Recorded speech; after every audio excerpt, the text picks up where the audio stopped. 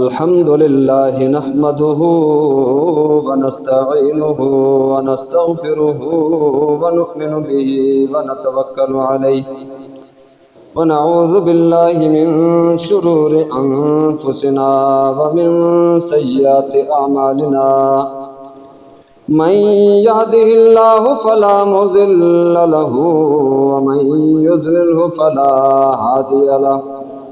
ونشهد أن لا إله إلا الله وحده لا شريك له ونشهد أن سيدنا ومولانا محمدا عبده ورسوله أرسله الله تعالى بالحق بشيرا ونذيرا وداعيا إلى الله بإذنه وسراجا منيرا أما بعد فقد قال الله تبارك وتعالى في القرآن المجيد والفرقان الحميد أعوذ بالله من الشيطان الرجيم بسم الله الرحمن الرحيم من يطع الرسول فقد أطاع الله وقال عز وجل في مقام آخر أطيعوا الله وأطيعوا الرسول لعلكم ترحمون وقال عز وجل في مقام آخر ما آتاكم الرسول فخذوه وما نهاكم عنه فانتهوا واتقوا الله إن الله شديد العقاب وقال رسول الله صلى الله تعالى عليه وسلم لا يؤمن أحدكم حتى يكون هواه تبعا لما جئت به أو كما قال رسول الله صلى الله تعالى عليه وسلم وقال رسول الله صلى الله تعالى عليه وسلم لا يؤمن أحدكم حتى أكون أحب إليه من والده وولده والناس أجمعين أو كما قال رسول الله صلى الله تعالى عليه وسلم وقال رسول الله صلى الله تعالى عليه وسلم من تمسك بسنتي عند فساد أمتي فله أجر 100 شهيد أو كما قال رسول الله صلى الله تعالى عليه وسلم وقال رسول الله صلى الله تعالى عليه وسلم ليأتين على الناس زمان الصابر فيهم على دينه كالقابض على الجمر أو كما قال رسول الله صلى الله تعالى عليه وسلم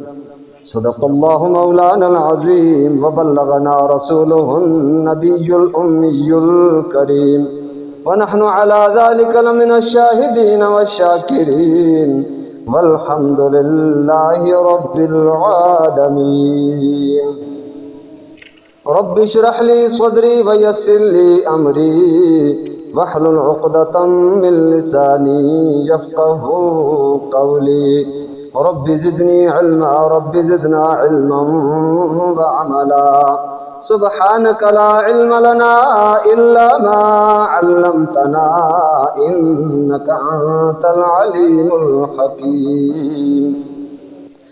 اللهم صل على محمد وعلى آل محمد كما صليت على إبراهيم وعلى آل إبراهيم إنك حميد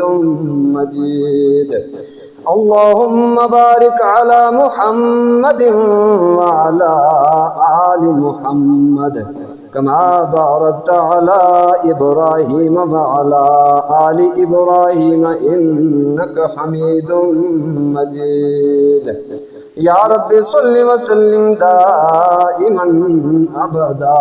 على حبيبك خير الخلق كلهم حضور آئے تو سر آفرینش پا گئی دنیا،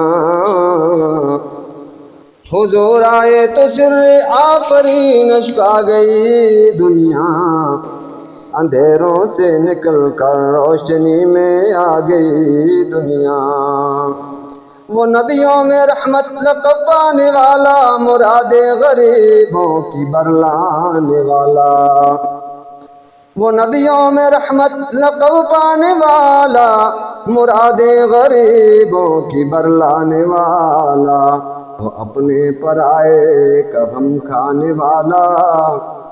مصیبت میں غیروں کے کام آنے والا۔ اتر کر ہرا سے سوئے قوم آیا، اتر کر ہرا سے سوئے قوم آیا، اور ایک نسخہ کیمیا ساتھ لایا۔ اور چمی گویم مسلمانم بلرزم، چمی گویم مسلمانم بلرزم، کہ دانم مشکلات لا الہ۔ انتہائی واجب الاحترام، قابل صد اکرام تکریم حضرات، بزرگوار محترم، حاضرین سامعین اکرامی، ربیع الاول کا ماہ مقدس گزر چکا، ربیع الثانی یعنی دوسری بہار کا سلسلہ جاری و ساری ہے، اور سیرت رسول صلی اللہ تعالی علیہ وسلم کے مختلف پہلوؤں پر گفتگو جاری ہے، اور حضور صلی اللہ تعالی علیہ وسلم کی مقدس ذات، مقدس شخصیت اور مقدس ہستی کہ جن کی زندگی کے بہت سارے مختلف نمایاں پہلو ہیں، اور ان میں سے 3 بہت ہی زیادہ نمایاں ہیں، اور ان تینوں میں سے پہلے نمبر پر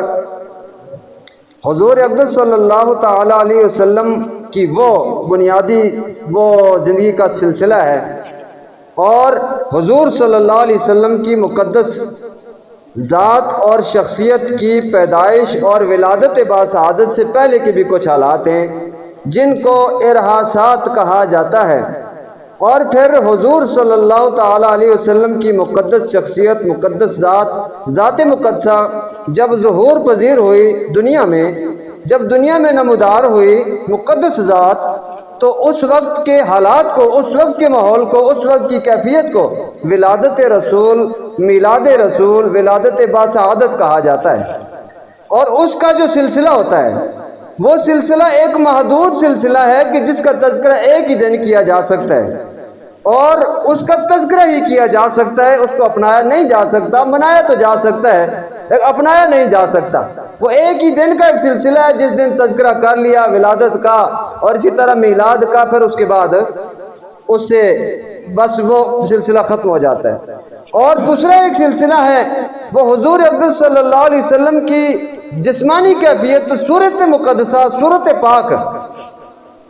اس کا جو سلسلہ ہے کہ حضور صلی اللہ تعالی علیہ وسلم کی مقدس ذات، مقدس شخصیت کی جو نمایاں ایک پہلو وہ حضور صلی اللہ علیہ وسلم کی صورت مبارکہ، حضور صلی اللہ علیہ وسلم کی جسد مطہر، اور اسی طرح حضور صلی اللہ علیہ وسلم کے جسم مبارک کی جو کیفیات ہیں ان کو بیان کیا جاتا ہے، وہ بھی ایک محدود سلسلہ ہے، وہ ایک لمبا سلسلہ نہیں ہے کہ جس کے اس سلسلے کو بیان کیا جائے اور کھولا جائے زیادہ سے زیادہ۔ وہ بھی ایک دن جو پروگرام کر لیا اور اس کو بیان کر لیا، وہ ایک محدود سلسلہ ہے۔ اور ایک تیسرا سلسلہ ہے حضور صلی اللہ علیہ وسلم کا، وہ جس کو سیرت رسول کہا جاتا ہے، اور سیرت جو ہوتی ہے وہ سیرت کہتے ہیں مقدس طریقہ، عادت اور اس کا طور طریقہ، عملی صورت جو ہوتی ہے اس کو سیرت کہا جاتا ہے۔ تو یہ حضور صلی اللہ علیہ وسلم کا وہ زندگی کا یعنی کہ نمایاں پہلو ہے کہ جس کا ایک لامحدود سلسلہ ہے، جس کو اگر بیان کیا جائے پورا سال کے سارے موضوعات اسی پر، ایک نقطے پر، ایک لفظ پر، ایک عنوان پر، ایک موضوع پر، ایک ٹاپک پر بیان کرتے کرتے سال گزر جائے گا، زندگی ساری گزر جائے گی، لیکن وہ سلسلہ ختم نہیں ہوتا۔ اور اصل ہے یہ اس لیے کہ جشن ایک منانے کی چیز ہے اور سیرت رسول اپنانے کی چیز ہے، اس کو اپنایا جاتا ہے، اور اس کو اپنانا ذرا مشکل کام ہوتا ہے، منانا تو آسان کام ہے، بیان کرنا آسان کام ہے، اور اس کو سامنے لانا تو آسان کام ہے، اپنے واضح تقریر میں، واضح نصیحت میں، بیانات میں اور تقریروں میں، لیکن اس کو بیان کرنے کے بعد اس پر عمل کرنا ذرا مشکل ہوتا ہے، اس کو اپنانا ذرا مشکل ہے، اور وہی سلسلہ اصل ہے ہی وہی،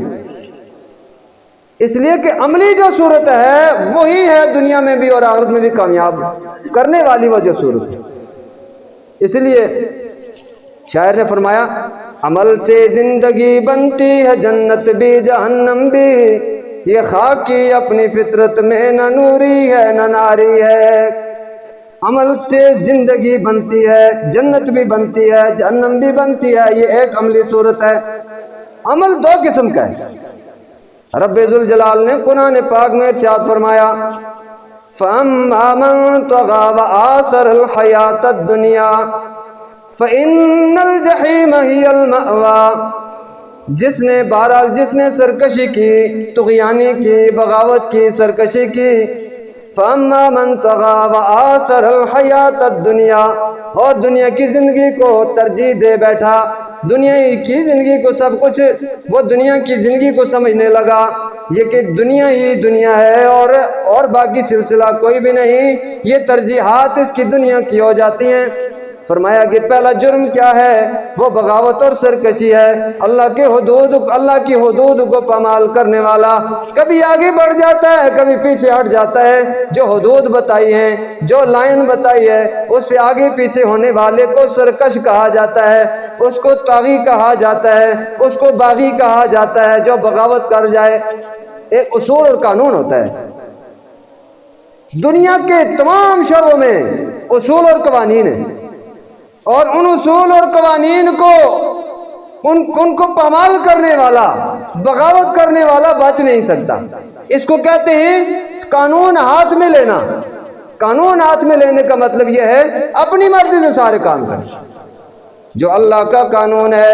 اللہ کے محبوب پیغمبر محمد الرسول اللہ صلی اللہ علیہ وسلم کا مقدس قانون ہے، اس قانون کو اپنے ہاتھ میں لے لیا،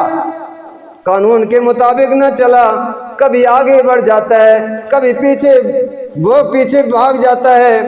اور وہ جو آگے بڑھ جائے پیچھے حدود کے اندر نہ ہو، ایسے بندے کو سرکش اور باغی کہا جاتا ہے، قانون ہاتھ میں لینے والا کہا جاتا ہے۔ ایسے کی پھر شامت آ جاتی ہے، سزا۔ پولیس کے قانون سے کوئی بندہ بغاوت کر جائے اس کے ہاتھوں میں آ جاتا ہے، اس کی گرفت میں آ جاتا ہے۔ عدالت کے قانون سے کوئی بندہ آگے پیچھے ہو جائے اس کے قانون میں آ جاتا ہے۔ حکومت کے حدود اور قوانین سے جو بندہ آگے اور پیچھے بڑھ جائے وہ حکومت کی گرفت میں آ جاتا ہے، اور شریعت کے قانون میں جو آگے بڑھ جائے اور جو پیچھے ہٹ جائے وہ شریعت کے گرفت میں آ جاتا ہے۔ تو قرآن پاک میں اللہ تعالیٰ نے جگہ جگہ پر بیان فرمایا تلک حدود اللہ، یہ اللہ کی حدود ہیں، جو اللہ کی حدود کو کراس کر جائے، آگے بڑھے یا پیچھے ہٹ جائے، اس کے لیے آخرت دنیا میں ذلت ہے اور آخرت میں جہنم ہے، اور جو حدود کے اندر رہے تو اس کے لیے جنت ہے۔ فَأَمَّا مَن طَغَىٰ وَآثَرَ الْحَيَاةَ الدُّنْيَا، پہلی بات یہ ہے کہ بغاوت کی، وَآثَرَ الْحَيَاةَ الدُّنْيَا، دنیا کی زندگی کو ترجیح دے دی۔ نماز کا وقت آیا اس کو چھوڑ دیا، کام میں لگے رہے، اور نماز کا وقت آیا چھوڑ دیا، کاروبار میں لگے رہے۔ نماز کا وقت آیا اس نماز کو چھوڑ دیا اور پھر اپنی ملازمت کے اس ٹائم میں اسی میں لگے رہے، اور پھر نماز چلی گئی۔ یہ ہے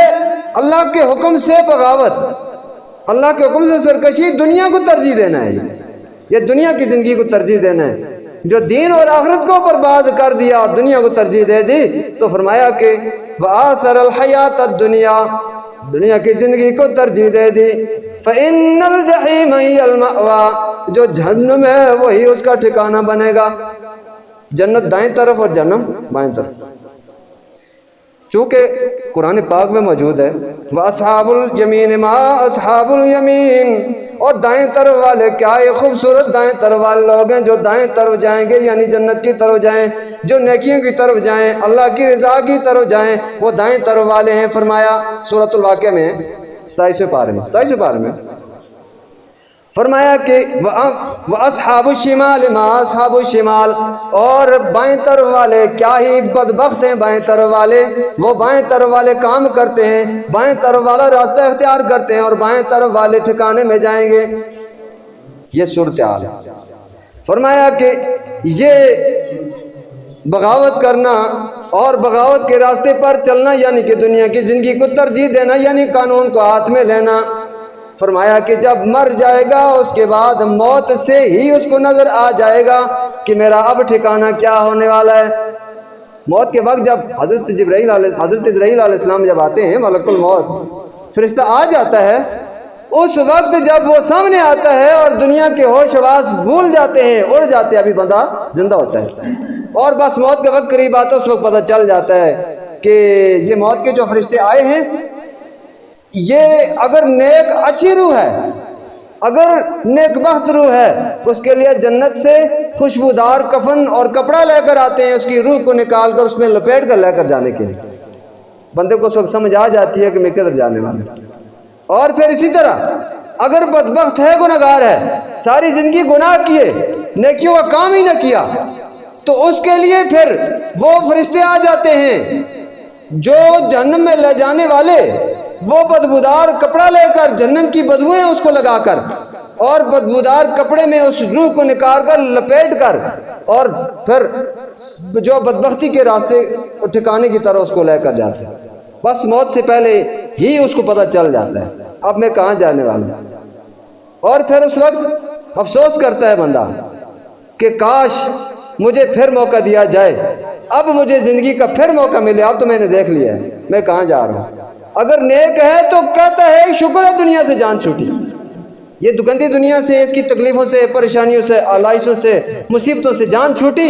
اب میرے رب کے ہاں مجھے اللہ کی رضا ملنے والی ہے، مجھے انعام ملنے والا ہے، نعمتیں ملنے والی ہیں، جنت کی طرف مجھے بھیجا جائے گا، اور شکر ہے دنیا سے جان چھوٹی، اب میرا بہترین انجام آ رہا ہے۔ یہاں تک کہ شریعت کا مسئلہ ہے، جب نماز جنازہ ادا کی جائے، جب جو میت تیار ہو جائے، اسے تجہیز و تکفین کا معاملہ کر دیا جائے، تیار کیا جائے، اس کے بعد اس کو فوراً جو اپنی قبر اپنے منزل تک پہنچایا جائے، دیر نہ کی جائے، درمیان میں کہیں کوئی انتظاروں کے معاملے، ہاں اگر قبر تیار نہیں ہے تو وہ دیر ہے، وہ ایک شرعی مسئلہ ہے، ایک شرعی عذر ہے کہ آگے قبر تیار نہیں، اس وقت تک کے لیے رکھا جا سکتا ہے نماز جنازہ ادا کرنے کے بعد۔ اور جب اس کو نیک ہے تو پھر وہ چارپائی پر ہی آواز دیتا ہے، حدیث مبارکہ میں آیا ہے، وہ کہتا ہے قدمونی قدمونی، مجھے جلدی جلدی لے چلو، تیزی سے لے کر جاؤ، میرے رب نے جو میرا انعام تیار کیا قبر میں، مجھے اللہ نے انعام دینا ہے، میرے انعام اور میرے درمیان تاخیر مت کرو، دیر مت کرو، جلدی لے کر جاؤ، مجھے وہاں پر پہنچاؤ، یہاں پر کیوں رکھے ہوئے؟ وہ آواز دیتا ہے، لیکن فرمایا کہ اس کی آواز کو انسان اور جنوں کے علاوہ باقی ساری مخلوقات سنتی ہیں، بخاری شریف کی صحیح حدیث مبارکہ ہے، سنتے ہیں سارے، انسان اور جنات نہیں سنتے۔ اور پھر فرمایا کہ جو بندہ بدبخت گناہگار اور جنمی ہوتا ہے، وہ چیخو پکار کرتا ہے، وہ کہتا ہے کہاں مجھے لے کر جا رہے ہو، ہائے میری بربادی، ہائے میری شامت، مجھے کہاں لے کر جا رہے ہو، مجھے بربادی کی طرف پھینکنے والے ہو، جہنم کے گڑھے میں اتارنے والے ہو، میرا وہاں پر جو برا انجام ہونے والا ہے، قبر میں میرے ساتھ برا سلوک کرنا ہے، وہاں پر بچھو مجھے کاٹیں گے، مجھے ڈسیں گے، اور سانپ میرا استقبال کر رہے ہیں، اور برا انجام میرا استقبال کر رہا ہے، مجھے کہاں لے کر جا رہے ہو؟ اس کی چیخ و پکار ہوتی ہے، شور و غل ہوتا ہے۔ فرمایا کہ انسانوں اور جنات کی دو جماعتوں کے علاوہ باقی ساری مخلوقات اس کے شور غل کو، چیخ و پکار کو سنتے ہیں، ما بین لابتین، فرمایا مشرق مغرب کے درمیان ساری مخلوقات سنتی ہے اس کی چیخ و پکار، صرف دو طبقے نہیں سنتے، وہ اللہ کی حکمت ہے، اگر ان کی چیخ و پکار سنیں تو خوف طاری ہو جائے، اور اگر چیخ و پکار سنیں تو انتہائی قسم کا بندہ خوفزدہ ہو جائے، اور پھر اس کے بعد وہیں پر میت کو پھینک کر پھر بھاگنے والی بات کریں گے۔ اس لیے اللہ نے کانوں پر پردہ ڈالا تاکہ پرامن طریقے سے، نیک ہے تو پرامن طریقے سے اس کو قبر کے حوالے کر دیں، اگر گناہگار ہے تو پرامن طریقے سے اس کو قبر کے حوالے کر دیں، اور خوف اور راز کا شکار نہ ہو۔ اللہ نے اس لیے پردہ ڈالا، اور باقی جانوروں کے لیے مسئلہ نہیں ہے، ان کو تو آواز آتی، تو یہ زندگی کا ایک سلسلہ ہے. بظاہر تو میت بے حس نظر آتی ہے اور بے حرکت نظر آتی ہے، بے بس نظر آتی ہے، لیکن اللہ نے جو زندگی کا سلسلہ تھا روح کا، جسم کا، جس کو زندگی کہا جاتا ہے، موت کے بعد اس روح کا تعلق ہوتا ہے، لیکن ایسا تعلق نہیں ہوتا کہ جو اٹھے اور چلے اور حرکت کرے، باتیں کرے. اللہ نے اس کو دنیا کے اصول و قانون کے تحت یہاں سے ختم کر دیا ہے، روح کو جسم سے نکال کر بے حس کر دیا ہے تاکہ لوگ اٹھائیں اور اسے میت سمجھ کر قبر میں اتار دیں. لیکن سلسلہ حقیقت میں ہوتا ہے اس کے ساتھ. تو تبھی تو آوازیں لگاتا ہے چیخ و پکار سے، حدیث مبارکہ بخاری شریف. اور پھر اس کے بعد قبر میں رکھا جاتا ہے، فرشتے آتے ہیں، اگر نیک ہے تو ان فرشتوں کا نام مبشر بشیر ہے، وہ خوشخبری دینے کے لیے آتے ہیں اور آ کر خوشخبری دیتے ہیں اچھے بندے کو، نیک آدمی کو خوشخبری دے کر وہ واپس چلے جاتے ہیں. اور پھر اگر گناہگار ہوتا ہے اس کے لیے منکر نکیر آتے ہیں، کافر کے لیے، گناہگار بدبخت کے لیے، پھر آ کر وہ سوالات جوابات کا سلسلہ ہے. اور پھر اس کے بعد میت کو اٹھا کر بٹھا کر سوال و جوابات کرتے ہیں، اچھا ہو، نیک ہو یا برا ہو. یہ بھی بخاری شریف میں حدیث مبارکہ موجود. اور پھر اس کے بعد وہاں پر اس کو گویا کی زندگی ہوتی ہے، اور پھر قبر کی زندگی آ گئی، برزخ کی زندگی، برزخی زندگی جسے کہا جاتا ہے. اور پھر اس کے بعد وہ قبر میں نیک ہے تو اسے اچھی طرح وہ چھوڑا جاتا ہے، اگر گناہگار ہے تو پھر اس کے بعد وہ عذابوں کا سلسلہ ہے، عذاب کا حملہ ہے اس کے اوپر. قبر کا جو اپنا سلسلہ ہے وہ اس کا حساب و کتاب وہ اپنا ہونا ہے. اور پھر اس کے بعد جو قبر کے جو مختلف عذاب ہیں گناہوں کی وجہ سے، ان عذابوں میں بندے کو مبتلا کیا. اور پھر چیخ و پکار ہے. کیا ہے؟ حضور صلی اللہ علیہ وسلم نے ایک مرتبہ جو گزر ہوا دو قبروں کے پاس سے، مختصر، یہ بھی بخاری شریف میں موجود ہے صحیح حدیث مبارکہ، قبروں کے پاس سے گزر ہوا اور فرمایا کہ ان دو قبروں کو عذاب ہو رہا ہے. اللہ نے وہ ساری صورتحال سامنے فرما دی، دو قبروں کا عذاب ہو رہا ہے. فرمایا کہ بہت بڑے کوئی کفر اور شرک منافقت والی بات نہیں ہے، بس دو گناہ ہیں ان کے خاص جن کی وجہ سے ان کو گناہ وہ عذاب ہو رہا ہے اور ان کو سختی کا معاملہ ہو رہا ہے. فرمایا ایک تو یہ پیشاب کی میں بے احتیاطی کرتا تھا، پیشاب کے چھینٹوں قطروں سے نہیں بچتا تھا. اور فرمایا کہ استنزئ عن البول فإن عامة عذاب القبر منه، کہ پیشاب کے چھینٹوں سے، پیشاب کے قطروں سے، پیشاب کی وہ گندگی خرابی سے بچا کرو. فرمایا کپڑوں کو بھی، جسم کو بھی بچایا کرو، اچھی طرح وہ استنجا کیا کرو تاکہ وہ کپڑے بھی ناپاک نہ ہو اور جسم بھی خراب نہ ہو اور تمہارا وضو بھی، استنجا بھی خراب نہ ہو. فرمایا کہ عام طور پر عذاب قبر پیشاب میں بے احتیاطی کی وجہ سے ہوتا ہے. اس موقع پر فرمایا تھا. تو یہ ایک کو تو پیشاب میں بے احتیاطی کرنے کی وجہ سے عذاب قبر، دوسرا جو ہے وہ چغل خور تھا، چغلیاں کرتا تھا، ایک کی بات دوسرے کے آگے، دوسری کی بات تیسرے کے آگے، وہ آپس میں لڑائی اور جھگڑے جسے منافقت کہا جاتا ہے. تو فرمایا کہ اس وجہ سے عذاب، تو عذاب قبر یہ ثابت ہے. اور جزا اور سزا یہ دونوں سلسلے قیامت تک ہیں. تو بات کہیں دوسری طرف نکل گئی. حضور اقدس صلی اللہ علیہ وسلم نے فرمایا ما آتاکم الرسول فخذوہ وما نہاکم عنہ فانتہوا واتقوا اللہ. جس بات سے تمہیں اللہ کا رسول جس بات کا حکم دے دے اس بات کو اپنا لو، اور جس بات سے تمہیں اللہ کا رسول منع فرما دے اس سے باز آ جاؤ. واتقوا اللہ، اور ڈرتے بھی رہو، کہیں آگے نہ بڑھ جاؤ، کہیں پیچھے نہ ہٹ جاؤ، کہیں کمی نہ کر جاؤ، کہیں زیادتی نہ کر جاؤ، کہیں ہاتھ سے آگے نہ بڑھ جاؤ اور پیچھے نہ ہٹ جاؤ. ان اللہ شدید العقاب، اللہ تعالیٰ کا عذاب پھر بڑا سخت ہوگا. تو اس لیے حدود بتا دیے، خوشی کا موقع ہو یا غم کا موقع ہو، خوشی کا موقع ہو یہ شادی بیاہ کا جو موقع ہوتا ہے، خاص طور پر خوشی کا موقع یہ ہوتا ہے. تو فرمایا کہ خوشی کا موقع ہو وہاں پر اگر شریعت کی تعلیمات سے کوئی بندہ منحرف ہو جائے، ہٹ جائے اور اپنی جو زندگی کو اس سے موڑ اپنی مرضی کرے، قانون کو ہاتھ میں لے لے، تو فرمایا کہ اس کی سزا بڑی سخت ہوگی. خوشی کا موقع ہو اس میں، عام طور پر خوشی کا موقع ہو یا غم کا موقع ہو، دنیا بھول جاتی ہے، شریعت کے مسائل کو بھول جاتی ہے. یہ نہیں پوچھتا کوئی بھی کہ ہم یہاں پر خوشی کے موقع پر کیسے اپنے اس خوشی کے موقع کو مکمل کریں. یہاں تک کہ شادی کے موقع پر جو یعنی کہ رات کو جو ہنگامہ ہوتا ہے، جو گانے ہوتے ہیں اور ناچیں ہوتی ہیں، ڈانسیں ہوتی ہیں،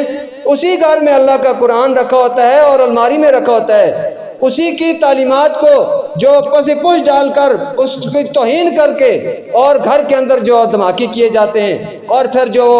یہ ڈگ سسٹم بجایا جاتا ہے، گانے ہوتے ہیں اور ناچیں ہوتی ہیں، اور اسی طرح جو رقص سرور ہوتا ہے، پوری رات اللہ کی لعنت برستی ہے، اور قرآن کی ساز کمرے میں توہین ہو رہی ہے۔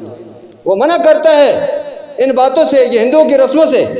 اور وہاں پر کیا ہوتا ہے، بندہ اپنی مرضی سے، اور خاص طور پر یہ خواتین یہ کام خراب کرتی ہے، بڑا غلط کرتی ہے، پہلے دن ہی سے لعنت برستی ہے اور پھر ساری زندگی پھر لعنت ہی ہے۔ خشت اول چون حد میں مار کج تاثری امیر وقت دیوار کج، پہلے ہی اینٹ اگر ٹیڑھی لگ جائے تو اس پر پوری دیوار جب اونچی ہو جائے اور اگر وہ آسمانوں کی بلندیوں تک پہنچ جائے، اس ٹیڑھی اینٹ کی وجہ سے ساری دیوار گر جائے گی، ساری دیوار گر جاتی ہے۔ تو پہلی اینٹ ہی ٹیڑھی، اللہ کی ناراضگی کی، شیطان کو خوش کرنے کی، وہ پہلی اینٹ سے رکھی جاتی ہے۔ پھر آگے کیا بہترین سلسلے ہوں گے؟ بہترین سلسلے نہیں ہوتے۔ قرآن کی توہین اسی گھر میں ہو رہی ہو، اور مسلمان پھر کہے کہ ناروے میں تو قرآن کی توہین ہوگی، ڈنمارک میں قرآن کی توہین ہوگی، اور پھر جو باہر کے ملکوں میں فرانس میں قرآن کی توہین ہوگی، مسلمان اپنے ہاتھوں سے خوشی کے موقع پر اپنے گھر میں توہین کر رہا ہوتا۔ اب قرآن پھر